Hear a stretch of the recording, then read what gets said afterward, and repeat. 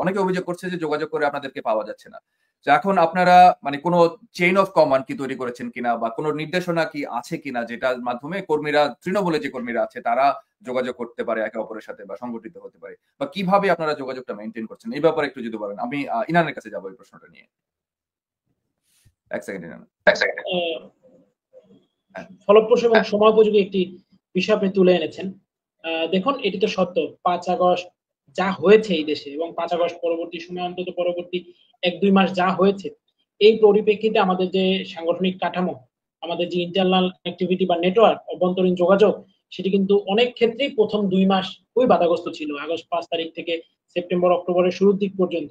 এরপর মোটামুটি সারা দেশে আমাদের যে কমিউনিকেশনটি সেটি রিএস্টাবলিশ হয় এবং এখন কিন্তু আমাদের 90% ক্ষেত্রে একেবারে উপজেলা ইউনিয়ন পর্যন্ত একটা কমিউনিকেশন চেইন রিবিল্ড হয়েছে, পুনর্স্থাপিত হয়েছে। আমি আমার নেতাকর্মীদের অনুরোধ করব, যারা ওয়ার্ডের নেতাকর্মী রয়েছেন, ইউনিয়নের ওয়ার্ড বলছি, তারা ইউনিয়ন পর্যায়ে যোগাযোগ করুন। ইউনিয়ন পর্যায়ে যদি যোগাযোগে কোনো সমন্বয়হীনতা দেখা দিতেই পারে। আসলে অনেকে অনেক রকম বিপদে আছে, এটা বলা যায় না। আমার ভাইদের, আমি বন্ধুদের আমি বলবো, দেখুন, এই মুহূর্তটি কারো উপর রাগ করে থাকার সময় নয়। অনেকে অনেক রকম বিপদে থাকতে পারেন, হয়তো আপনি জানেনও না। আজকে আমরা দেখছি বিভিন্ন জায়গায় ছাত্রলীগের নেতাকর্মীদের লাশ পড়ে থাকছে, আওয়ামী লীগের নেতাকর্মীদের লাশ পড়ে থাকছে, জবাই করা লাশ বিভিন্ন ঝোপে ঝাড়ে পাওয়া যাচ্ছে, গাছের সাথে ঝুলানো অবস্থায় পাওয়া যাচ্ছে। কে জানে আপনি আপনার যেই নেতাকে, আপনার যেই ভাইকে একটা দিক নির্দেশনার জন্য খুঁজছেন, সে যে আজ লাশ হয়ে যায়নি, এটির বা নিশ্চয়তা কি? সুতরাং কেউ কারোর উপর রাগ না রেখে সবাই সবার প্রতি সহানুভূতি, মমত্ববোধ, ভ্রাতৃত্ববোধ রেখে, হয়তো আপনি আপনার ইউনিয়নের প্রেসিডেন্ট সেক্রেটারিকে পাচ্ছেন না, আপনি ভাইস প্রেসিডেন্ট, জয়েন্ট সেক্রেটারি বা সাংগঠনিকের সাথে কথা বলুন, তাকেও পাচ্ছেন না, ঠিক আছে, আপনি উপজেলা পর্যায়ে নেতৃত্বের সাথে কথা বলুন। ইউনিয়ন থেকে উপজেলা পর্যায়ে কমিউনিকেশনের জন্য গ্যাপ হলে জেলা পর্যায়ে কথা বলুন। জেলা থেকে কেন্দ্রীয় নেতৃবৃন্দ, আমাদের দায়িত্বপ্রাপ্ত যারা রয়েছেন, তাদের সাথে যোগাযোগ করুন, অথবা জেলা পর্যায় পর্যন্ত সরাসরি প্রেসিডেন্ট এবং আমার নিয়মিত, একেবারেই নিয়মিত যোগাযোগ হচ্ছে জেলা, মহানগর, বিশ্ববিদ্যালয় পর্যায় পর্যন্ত। এর বাইরে বিভিন্ন জায়গায় কয়েকশো উপজেলায় আমাদের তো প্রায় 1,500 উপজেলা মর্যাদার সংগঠন, উপজেলা, পৌর, কলেজ, এই ধরনের ইউনিট, সেই পর্যন্তও কিন্তু আমাদের মোটামুটি একটা নিয়মিত কম বেশি যোগাযোগ হচ্ছে। তো তারপরও যদি যে কারো জায়গা থেকে কমিউনিকেশনের গ্যাপ মনে হয়, সে সরাসরি যোগাযোগ করতে পারে। অন্যথায় আমাদের যে সাংগঠনিক চেইন রয়েছে সেটি রিএস্টাবলিশ হয়েছে। হয়তোবা কেউ নিরাপত্তাজনিত কারণে নাম্বার পরিবর্তন করেছে, আপনার কাছে না থাকলে আপনার পাশের ইউনিয়নের কোনো বন্ধুর কাছে আছে। কেউ জেলা পেন্সিলের নাম্বার খুঁজছেন, পাচ্ছেন না, সে তার পাশে, আপনার ইউনিয়নে হয়তো বা কারো কাছে নাম্বারটি এখনো পৌঁছেনি, আপনি আপনার পাশের ইউনিয়নে যোগাযোগ করুন, অবশ্যই আপনি পেয়ে যাবেন। অধিকাংশ জায়গায় আমাদের যারা ইউনিট প্রধান রয়েছে তারাও পুনরায় আবার অ্যাক্টিভ হয়েছেন এবং সংযোগটি স্থাপন করেছেন। আমাদের যে চেইনটি, সাংগঠনিক কাঠামোর নেটওয়ার্কটি, আমাদের তো কয়েক মিলিয়ন নেতাকর্মী, এই মিলিয়ন মিলিয়ন নেতাকর্মীর মধ্যে আমাদের যে কাঠামো বা ডেকোরাম বা চেইন ছিল, সেটি স্রষ্টার পরম কৃপায় আবার আমরা পুনর্স্থাপিত করতে পেরেছি। এবং বঙ্গবন্ধু কন্যা দেশরত্ন শেখ হাসিনার যে নির্দেশনা ছিল, তার যে ডিরেকশন ছিল, এবং এমনকি আমরা খুব অবাক হয়েছি, আসলেই চোখে জল চলে আসছে, চোখে পানি চলে আসছে, দুঃখিত। মানে বঙ্গবন্ধু কন্যার কর্মী হতে পেরেছি। তিনি 5 আগস্ট থেকে পুরো আগস্ট মাস জুড়ে আমি এবং প্রেসিডেন্ট কিন্তু আসলে কমিউনিকেশনের বাইরে ছিলাম নিরাপত্তা জনিত কারণে। তিনি অনেক জেলা, উপজেলা, ইউনিয়ন পর্যায়ে নিজে যোগাযোগ করেছেন, ছাত্রলীগ প্রেসিডেন্সির জায়গায় কিংবা আমাদের কেন্দ্রীয় জায়গায় তিনি নিজে কথা বলেছেন। তিনি নিজে নেতাকর্মীদের মনোবল চাঙ্গা করেছেন, তাদের সমস্যা অসুবিধা নিয়ে কথা বলেছেন। সত্যি আমরা গর্বিত, আমরা বঙ্গবন্ধু কন্যা শেখ হাসিনার কর্মী। সত্যি আমরা গর্বিত, আমরা এমন একটি সংগঠনের সভাপতি, সাধারণ সম্পাদক হিসেবে দায়িত্ব পালন করছি, যেই সংগঠনের নেতাকর্মীরা প্রত্যেকেই অন্য যে কোনো সংগঠনের শীর্ষ নেতৃত্বের থেকে অনেক বেশি যোগ্যতা সম্পন্ন, অনেক বেশি সাহসী। এটি আমাদের জন্য অত্যন্ত আনন্দের। আজকের আপডেট কি, আমরা আজকে কি শুনতে পাচ্ছি, ছাত্রলীগের কর্মসূচি কিভাবে পালন করছে, একটু যদি আজকের আপডেট। জি ধন্যবাদ। আজকে তো আসলে খুবই অভূতপূর্ব সারা আমরা পেয়েছি ইতিমধ্যেই। আপনি ইতিমধ্যে বিভিন্ন মাধ্যমে হয়তোবা কয়েক শত প্রচারণার ভিডিও, ছবি আপনিও হয়তোবা দেখেছেন, এবং আমাদের কাছে যেই রিপোর্ট, তথ্য এসেছে সারাদিনের আমাদের দায়িত্বরত নেতৃবৃন্দের মাধ্যমে, আমরা এখন পর্যন্ত যা তথ্য পেয়েছি, তাতে আজকে ছাত্রলীগের নেতাকর্মীরাই, আই রিপিট, শুধু ছাত্রলীগের নেতাকর্মীরাই কয়েক হাজার স্পটে, সারা দেশে অন্তত 1,500 থেকে 2,000 স্পটে তারা লিফলেট এবং প্রচারপত্র বিলি হয়েছে। এবং খুব ইন্টারেস্টিং যে ইস্যুটি হচ্ছে, সেটি হচ্ছে জনগণ খুবই আন্তরিকভাবে তাদের গ্রহণ করেছে। Public response is very high এবং খুবই আন্তরিক। এটা আমাদের জন্য খুবই আনন্দের একটি বিষয়। এবং জনগণ কিন্তু ফুঁসে উঠছে। আমাদের নেতাকর্মীরা যেখানেই গিয়েছে, তারা শুধু লিফলেটটি হাতে দিয়ে বলেছে, আমি জয় বাংলার লোক। আমাদের নেতাকর্মীরা যেখানেই গিয়েছে, তারা শুধু লিফলেটটি হাতে দিয়ে বলেছে, আমি শেখ হাসিনার লোক। অনেক জায়গায় অনেক ছবি আছে, আমি দেখে আবেগ আপ্লুত হয়ে গিয়েছি যে হয়তোবা একজন মাছের বাজারে মাছ ব্যবসায়ী, তাকে জয় বাংলার লোক বলে যখন লিফলেটটি দেওয়া হচ্ছে, সে তার ওই হাতে মাছটি রেখে সে আমার কর্মীকে হয়তোবা জড়িয়ে ধরছে যে ভাই আমাদের বাঁচান। আজকে যে লোকটি রিক্সা চালায় সে হয়তোবা রিক্সার সিটে বসে আমার নেতাকে, আমার কর্মীকে জড়িয়ে ধরছে। এটি কিন্তু মানুষের আবেগ, মানুষের উচ্ছ্বাস, মানুষের কণ্ঠস্বর কিন্তু বেশি দিন আর দাবিয়ে রাখা যাবে না, সুযোগ নেই, মানুষ ফুঁসে উঠছে জনরোষে পড়ে। ক্ষতিকর কিছু হওয়ার আগে আমি মনে করি তাদের পথ ছেড়ে গণতান্ত্রিক ধারায় সংবিধান সম্মতভাবে দেশকে সংবিধানের নিয়ম অনুযায়ী সাংবিধানিক লোকদের হাতে ফিরিয়ে দিয়ে ভালোই ভালোই কেটে পড়াটাই উত্তম। আজকে আমাদের নেতাকর্মীরা ফেব্রুয়ারি মাস জুড়ে আমাদের যে কর্মসূচি, সেই কর্মসূচির যে শুভ সূচনা করেছে, যে শুরু করেছে, যে আভাস আমরা পাচ্ছি, আমরা বিশ্বাস করি ফেব্রুয়ারি মাস জুড়ে আমাদের এই কর্মসূচি যা ঘোষিত হয়েছে শতভাগ সফল হবে। এবং আজকে ইতিমধ্যেই আপনার সামাজিক যোগাযোগ মাধ্যমে হয়তো বা পেয়েছেন যে বাংলাদেশ ছাত্রলীগের পক্ষ থেকেও কিন্তু শিক্ষার্থীদের বেশ কিছু ইস্যু সম্বলিত একটি প্রচারপত্র বা লিফলেট আমাদের এই আন্দোলন কেন্দ্রিক, সেটি কিন্তু ইতিমধ্যেই সামাজিক যোগাযোগ মাধ্যমে ব্যাপকভাবে প্রচারিত হয়েছে এবং হচ্ছে। রাত 10টা নাগাদ সেটি পাবলিশ হয়েছে এবং আগামী কয়েকদিন আওয়ামী লীগের এই প্রচারপত্র বিলির পাশাপাশি ছাত্রলীগের প্রচারপত্রটিও আমাদের নেতাকর্মীরা তাদের যথাসাধ্য যথাসম্ভব মানুষের মাঝে, জনগণের মাঝে পৌঁছে দেওয়ার চেষ্টা করবে। এবং যেহেতু 6 তারিখে আমাদের প্রতিবাদ সভা এবং মিছিল রয়েছে, আমরা তো অবশ্যই বুঝতে পারছি তারা অগণতান্ত্রিক ভাবে অবৈধ উপায় ধরপাকড়ের অপচেষ্টা করবে। নেতাকর্মীদের সতর্কও থাকতে হবে, অবশ্যই সতর্ক থাকতে হবে। সাদ্দামের কাছে যাবো। আপনি কি মনে করেন যে এটা শুধুমাত্র রাজনৈতিক অস্থিরতার ফল, নাকি এর পিছনে সামাজিক কোনো কারণও আছে? মানুষকে আসলে বুঝতেও হবে যে আসলে এই আন্দোলনের পিছনে কি কারণটা, কারা রাস্তায় নেমে এসেছিল, কারা ইন্ধন দিয়েছে। সো এই সামাজিক কারণগুলো কিভাবে ইনফ্লুয়েন্স করেছে, এটা এটা এই প্রসঙ্গে যদি আপনি একটু বলেন সাদ্দাম। ধন্যবাদ। আমি যদি বলি তাহলে কিন্তু আমরা একটি বক্তব্য বারবার নিয়ে আসার চেষ্টা করছি যে কোটা সংস্কারের যে আন্দোলন, এই আন্দোলনে সরকার পক্ষ আন্তরিক ভূমিকা পালন করেছে। এটির একটি শিক্ষার্থীদের প্রত্যাশা অনুযায়ী সমাধান যেন হয়, সরকার সর্বোচ্চ সচেষ্ট থেকেছে। আমরা বাংলাদেশ ছাত্রলীগ ছাত্র সংগঠন হিসেবে কোটা সংস্কারের দাবিতে আমরা কর্মসূচি পালন করেছি, মন্ত্রণালয়গুলোর কাছে বক্তব্য তুলে ধরেছি, অ্যাটর্নি জেনারেল অফিসে আমরা যোগাযোগ করেছি এবং ডোর টু ডোর ক্যাম্পেইন করে শিক্ষার্থীদের মতামত আমরা সংগ্রহ করছি যে কোটা সংস্কার কিভাবে করা প্রয়োজন। এবং সেটির প্রেক্ষিতে যেহেতু এটি বিচার বিভাগীয় পর্যবেক্ষণের মধ্যে ছিল, একটি কিন্তু সমাধানও হয়েছে, যেটি আমরা বিশেষ করে আমরা সিভিল সোসাইটি, আমাদের গণমাধ্যমের বন্ধু এবং শিক্ষার্থীদেরকে আমরা মনে করিয়ে দিতে চাই। 11 জুলাই থেকে কিন্তু বাংলাদেশের সত্যিকার অর্থে কোনো কোটা কার্যকর ছিল না। যখন হাইকোর্টের রায়ের উপর স্টে অর্ডার প্রদান করা হয়, তারপর থেকে কিন্তু 11 জুলাই যে বাংলাদেশে চাকরির পরীক্ষা দিয়েছে, চাকরির পরীক্ষা আবেদন করেছে, কারো ক্ষেত্রে কিন্তু কোনো কোটা কার্যকর ছিল না। পরবর্তীতে এটিকে আপনারা তো এটি ইতিমধ্যে সবার সামনে উন্মোচিত হয়েছে। এই লাশের রাজনীতি কায়েম করা, স্নাইপার রাইফেল দিয়ে শিশুদের হত্যা করা, ছাত্রদের হত্যা করা, কিশোরদের হত্যা করা এবং এই অভূতপূর্ব পরিবেশ পরিস্থিতি তারা তৈরি করেছে তাদের ঘোষিত মেটিকুলাস ডিজাইনের মাধ্যমে, এবং যেটির পুরস্কার হিসেবে তারা পরবর্তীতে সন্ত্রাসীদের অবমুক্তি দিয়েছে। তো আমরা মনে করি যে এই প্রেক্ষাপটটি তারা তৈরি করেছে, এটি সুপরিকল্পিত ছিল, দেশি বিদেশি ষড়যন্ত্রের অংশ এটির সঙ্গে ছিল। এবং আপনি যে কম্পোনেন্ট গুলোর কথা বলছেন, সেটি যারা সমাজের বিভিন্ন এক ধরনের ইভিল অ্যালায়েন্স গড়ে উঠেছিল বলে আমি মনে করি, কারণ এটির সঙ্গে নানা পক্ষ এটির সঙ্গে সম্পৃক্ত থেকেছে, বিশেষ করে মৌলবাদী সংগঠনগুলো, যারা হয়তো প্রকাশ্যে তারা জানে যে বাংলাদেশের মানুষ কখনই মৌলবাদীদের সমর্থন করবে না, যে কারণে তারা কিন্তু ভেগ ধরেছে, ছদ্মবেশ ধারণ করেছে। সেটি তারা হিজবুত তাহরীরের সঙ্গে সম্পৃক্ত, ইসলামী ছাত্র শিবিরের সম্পৃক্ত, তারা কিন্তু এক ধরনের সেই ভিন্ন রূপ ধারণ করে এটিকে তারা এক ধরনের মোড় দেওয়ার চেষ্টা করেছে।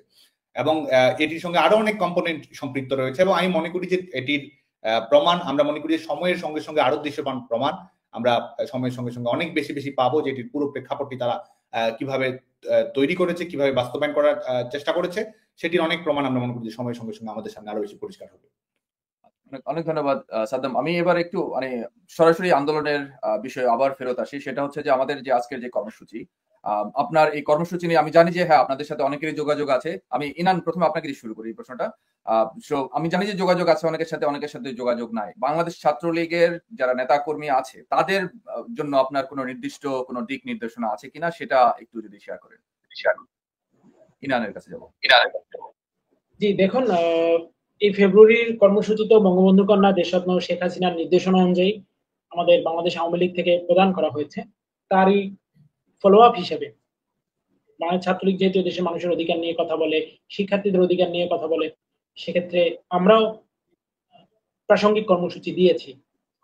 তো এই প্রেক্ষিতে নেতাকর্মীদেরকে আমি উদাত্ত আহ্বান জানাবো আজকে ফেব্রুয়ারির এই মুহূর্তে দাঁড়িয়ে আপনারা যেভাবে দেশের যে কি অবস্থা সেটা তো আমি আপনি আমরা সবাই ভালো করে জানি। এই প্রেক্ষাপটে আমাদের নেতাকর্মীরা যেভাবে আজকে কর্মসূচি শুরু করেছেন, আমি অনুরোধ করব এই স্পৃহা, এই অদম্য মনোবলকে হৃদয়ে ধারণ করে আপনারা এই ফেব্রুয়ারি মাস জুড়ে আমাদের কর্মসূচিগুলোকে সফল করবেন এবং 52 ভাষা আন্দোলনে যেভাবে আমাদের এই বাংলার সন্তানেরা, দামাল ছেলেরা নিজেদের মুখের ভাষার জন্য, মাতৃভাষার জন্য জীবনপণ লড়াই করে দাবি ছিনিয়ে এনেছেন, প্রয়োজনে আমাদেরকেও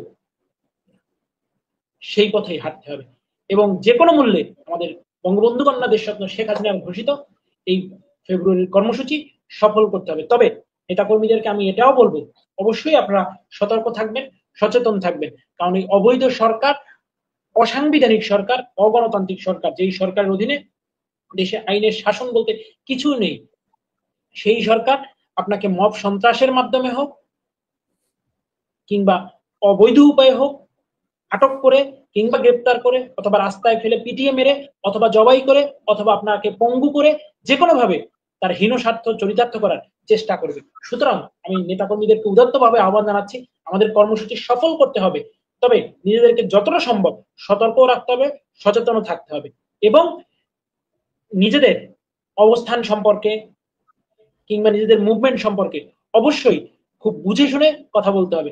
কারণ আমরা কিন্তু ইতিমধ্যেই জানতে পেরেছি, আমরা ইতিমধ্যেই জানছি বিভিন্ন ভাবে, যেহেতু তারা অনেক পয়সা নিয়ে এসেছেন, মৌলবাদী শক্তির একটি বিশাল এজেন্ডা, বৈশ্বিক বিভিন্ন পক্ষের একটি বিভিন্ন রকমের বহুমাত্রিক এজেন্ডা নিয়ে তারা এই দেশে এসে ওই যে পাইরেটস অফ দি ক্যারিবিয়ান, যেমন ক্যারিবিয়ান দ্বীপপুঞ্জগুলোতে ধ্বংসযজ্ঞ চালাতো আমরা সিনেমায় দেখেছি, তারা হচ্ছেন পাইরেটস অফ দি বে অফ বেঙ্গল। আমাদের বঙ্গোপসাগরের থেকে মনে হয় যেন উঠে এসে তারা দেশটাকে দস্যুর রাজ্যে পরিণত করেছে, মবের মূল্যকে পরিণত করেছে। সুতরাং তাদের থেকে আমাদেরকে সতর্ক থাকতে হবে, কারণ তারা পয়সা বিছিয়ে নানান ফন্দি ফিকির করে আমাদের নেতাকর্মীদেরকে নানান ভাবে ট্রাপে ফেলে, নানান ষড়যন্ত্রে আবদ্ধ করে তারা কিন্তু নেতাকর্মীদের অবস্থান শনাক্ত করার কিংবা তাদেরকে ধরার অপচেষ্টা করছেন। ইতিমধ্যেই জনগণ বিভিন্ন জায়গায় প্রতিরোধ শুরু করেছেন, প্রতিরোধ করছেন, অবশ্যই সামনের দিনে এই প্রতিরোধ মহিরুহে পরিণত হবে। আমি নেতাকর্মীদেরকে আহ্বান জানাবো, যে কোনো ভাবে আপনারা আপনাদের সতর্কতা অবলম্বন করবেন, সচেতন থাকবেন, কোনোভাবেই নিজেদের অবস্থান কাউকে বলাটা আমি সমীচীন বলে মনে করি না। এরপরের প্রশ্নটা আমার যাবে হচ্ছে যে আন্দোলন প্রসঙ্গে সাদ্দাম আপনার কাছে। সো বাংলাদেশের আমাদের যে বর্তমান যে পরিস্থিতি, এই পরিস্থিতিতে আপনি কি মনে করেন যে এই আন্দোলনের মাধ্যমে সরকারকে চাপে ফেলা সম্ভব বা ইতিমধ্যে সরকারকে চাপে ফেলা গিয়েছে বলে কি মনে হচ্ছে আপনার কাছে? এবং সেই সাথে দেশবাসীর প্রতি ছাত্রলীগের পক্ষ থেকে আপনি কোনো বার্তা দিতে চান কিনা সেটা যদি একটু শেয়ার করেন। ধন্যবাদ। আমি আগের প্রসঙ্গ থেকে একটু টানি, সেটি হচ্ছে যে সামাজিক কম্পোনেন্টের যে আলোচনাটি আপনি করেছেন, যে এটির প্রেক্ষাপট, এটি আমি মনে করি যে গণতান্ত্রিকভাবে নির্বাচিত আওয়ামী লীগ সরকারকে গণতান্ত্রিকভাবে পরাজিত করার মতো ক্যাপাসিটি জনসমর্থনপূর্ণ দলেরই ছিল না, যে কারণে তারা সবসময় একটি অগণতান্ত্রিক পন্থার দিকে সবসময় একটি খুঁজছিল। এবং যে সার্বভৌমত্ব রক্ষা, সেটির ব্যাপারে আওয়ামী লীগের যে কম্প্রোমাইজ না করা এক ধরনের আপোষহীন মনোভাব, এটিও হয়তো কোনো না কোনো ভাবে দেশি বিদেশি ষড়যন্ত্রকারীদেরকে উৎসাহিত করেছে। আর আওয়ামী লীগ হচ্ছে একই সঙ্গে ধর্মনিরপেক্ষ মূল্যবোধ এটির এবং প্রগতিশীল রাষ্ট্রভাবনা, এই যে লিবারেল চিন্তা ভাবনাগুলো রয়েছে, সেটির একটি বড় রক্ষা কবচ হচ্ছে আওয়ামী লীগ, শেখ হাসিনা সরকার।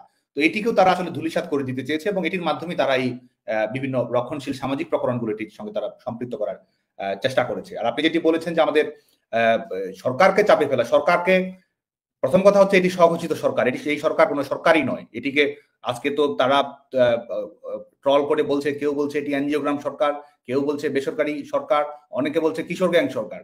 তো এই কেউ বলছে কতিপয় তন্ত্রের সরকার, কেউ বলছে এক ধরনের স্বঘোষিত সরকার, চোর ডাকাতের সরকার। তো এইভাবেই তো এটি চলছে। তো এই সরকারকে চাপে ফেলারও কিছু নেই। আমরা মনে করি যে এই সরকারকে বিদায় করাই একমাত্র পন্থা হতে পারে। তো আমরা মনে করি যে এই সরকারের কাছে জনগণের কোনো প্রত্যাশা নেই। জনগণ একটি বাস্তবতার মুখোমুখি হয়েছে এবং জনগণ 5 আগস্টের পর থেকেই কিন্তু জনগণের উপলব্ধি রয়েছে। জনগণকে ভয়, ত্রাস, হুমকি ধামকি, এক ধরনের পরিবেশ পরিস্থিতির মধ্যে তাদেরকে শৃঙ্খলাবদ্ধ রাখার প্রচেষ্টা আছে। কিন্তু আজকে দেখুন যে এই যে সংকটকালীন একটি সময় তারা উপহার দিয়েছে, গণতন্ত্রকে নির্বাসনে পাঠিয়েছে, মানুষ কিন্তু জয় বাংলা ধ্বনিটি যখন শুনে মানুষ কিন্তু আত্মবিশ্বাসী হয়। হয়তো সে আওয়ামী লীগ করে না, হয়তো সে ছাত্রলীগ করে না। মানুষ যখন শেখ হাসিনা কথাটি শুনতে পায়, বাংলাদেশের মানুষের হৃদয়ে কিন্তু তাড়না তৈরি হয়, এক ধরনের প্রণোদনা তৈরি হয়, একটি উচ্ছ্বাস আমরা দেখতে পাই। তো তো আমরা বিশ্বাস করি যে এই লক্ষ্যে, কারণ আমাদের গণতন্ত্রকে যদি আমরা নিরাপদ করতে চাই, জাতীয় সার্বভৌমত্ব স্বাধীনতাকে যদি আমরা নিরাপদ করতে চাই, বাংলাদেশের যে স্থিতিশীলতা এবং যে অর্থনৈতিক অগ্রগতি এবং ভবিষ্যতে অসংখ্য সম্ভাবনার দুয়ার যদি আমরা বাংলাদেশে উন্মোচিত করতে চাই, তাহলে কিন্তু এই সরকারের, এই অবৈধ সরকারের বিদায় নেওয়ার কোনো বিকল্প আমাদের সামনে নেই। এটি বাংলাদেশের তরুণ প্রজন্ম বা আমাদের ভবিষ্যৎ, আমাদের প্রজন্মের ভবিষ্যৎ, এবং আমরা যে ধরনের গণতান্ত্রিক দেশ, রাষ্ট্র ব্যবস্থা আমরা চাই, সমাজে, প্রতিষ্ঠানে, রাষ্ট্রীয়ভাবে আমরা যেটি চাই, প্রত্যেকটি ক্ষেত্রেই কিন্তু এই সরকার আমাদের জন্য একটি আতঙ্ক। এবং আরেকটি আতঙ্ক, সেটি হচ্ছে গোটা পৃথিবীর জন্য যেটি বাস্তবতা, এবং যেটি আমরা মনে করি যে আঞ্চলিক শান্তি এবং স্থিতিশীলতার জন্য হুমকি, সেটি হচ্ছে যে রাষ্ট্রীয়ভাবে আজকে এখানে উগ্রবাদী কর্মকাণ্ড পরিচালিত করার সুযোগ দেওয়া হচ্ছে। এক ধরনের ধর্মীয় অভ্যুত্থানের প্ল্যাটফর্ম কিন্তু অঘোষিতভাবে তৈরি হয়ে রয়েছে। তারা এই সরকারের ভেতরে এক ধরনের ডিপ স্টেট তারা গড়ে তুলেছে, এবং যেটি তারা নানা ধরনের প্রকরণ ব্যবহার করে সামনের দিকে কিন্তু আজকে হয়তো জনগণের প্রতিবাদের কারণে অনেক কিছু তারা বলছে না, কিন্তু তাদের মূল লক্ষ্য কিন্তু বাংলাদেশকে ভিন্ন খাতের দিকে নিয়ে যাওয়া, একটি মৌলবাদী রাষ্ট্রের দিকে তারা পরিণত করতে চাওয়া। তো এই কারণেই আমরা মনে করি যে আমাদের এই সরকারকে হটাতে হবে, এই সরকারকে বিদায় করতে হবে। এটি বাংলাদেশের জনগণের এক দফা, এটি বাংলাদেশের জনগণের একমাত্র দাবি। তো সেই লক্ষ্যে ধাপে ধাপে আন্দোলন কর্মসূচি তৈরি হচ্ছে, এবং বাংলাদেশ আওয়ামী লীগ যে সময়োচিত কর্মসূচি গ্রহণ করেছে, এটি আমরা মনে করি যে জনগণকে আর এই জনগণই বাংলাদেশ আওয়ামী লীগের কর্মসূচিকে এগিয়ে নেবে। আজকে আওয়ামী লীগের নেতাকর্মীদের উপর নির্যাতন চাপিয়ে দেওয়া হচ্ছে, যতই তারা জুলুম চাপিয়ে দিচ্ছে, ছাত্রলীগ আওয়ামী লীগের কর্মীরা আরো বেশি প্রতিরোধী হচ্ছে। যতই তারা নির্যাতন নিষ্পেষণ করছে, আমাদের ঐক্য আরো তারা তত বেশি শক্তিশালী হচ্ছে। বাংলাদেশকে তো তারা একটি বৃহত্তর কারাগারে পরিণত করেছে। তো পেছনে দেয়ালে তো আমাদের পিঠ ঠেকে গেছে, যে কারণে আমাদের কেবল একটি রাস্তা রয়েছে, সেটি হচ্ছে সম্মুখে অগ্রবর্তী হওয়া। সে কারণেই বাংলাদেশের সমস্ত ছাত্র সমাজকে আহ্বান জানাবো, গণতন্ত্রকামী মানুষকে আহ্বান জানাবো, বাংলাদেশে যারা একটা ইতিবাচক রাজনৈতিক পরিবেশ দেখতে চায়, গণতান্ত্রিক বিকাশ যারা বাংলাদেশে দেখতে চায়, তাদের সবার প্রতি আহ্বান জানাবো, এবং বিশেষ করে আমাদের যারা বাংলাদেশ ছাত্রলীগের কর্মী রয়েছে, সবার প্রতি আহ্বান জানাবো যে আমাদের এই লড়াইয়ে লড়তে হবে, এই লড়াই আমাদেরকে বিজয়ী হতে হবে। আমরা যেন সবাই মনে রাখি যে আমাদের পরিবারের নাম হচ্ছে জয় বাংলা, আমাদের স্বজনের নাম হচ্ছে শেখ হাসিনা, আমাদের পিতার নাম বঙ্গবন্ধু, আমাদের জীবনের নাম সংগ্রাম, এবং আমাদের লক্ষ্যের নাম বিজয়। এবং সেই বিজয়টি হচ্ছে এই দখলদার বাহিনীর পরাজয় ঘটিয়ে গণতন্ত্রকে মুক্ত করা। এবং তারা যে রিসেট বাটন কথা বলেছে, তাদের রিসেট বাটন নয়, আমরা রিস্টোর ডেমোক্রেসি করব। আমাদের বাংলাদেশকে আবার নতুন করে আমরা রিক্লেইম করব, বাংলাদেশে মুক্তিযুদ্ধ, গণতন্ত্র নিরাপদ থাকবে। সেই লক্ষ্যে আমরা মনে করি যে ধাপে ধাপে আন্দোলন চূড়ান্ত পরিণতি লাভ করবে। অনেক ধন্যবাদ সাদ্দাম।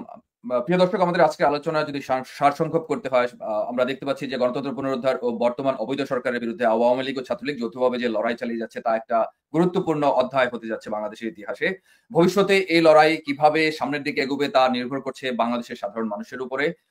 আমাদের আজকের এই গুরুত্বপূর্ণ আলোচনায় অংশ নেওয়ার জন্য আমি ধন্যবাদ জানাই সাদ্দাম হোসেন এবং শেখ ইনানকে। আশা করি ভবিষ্যতেও বিভিন্ন রকমের আমাদের আলোচনায় আমরা আপনাদেরকে পাবো, এবং আগামীতে বাংলাদেশ গড়ার ক্ষেত্রে আপনারা সঙ্গে থাকবেন। সবাইকে অনেক ধন্যবাদ। জয় বাংলা, জয় বঙ্গবন্ধু, বাংলাদেশ চিরজীবী হোক।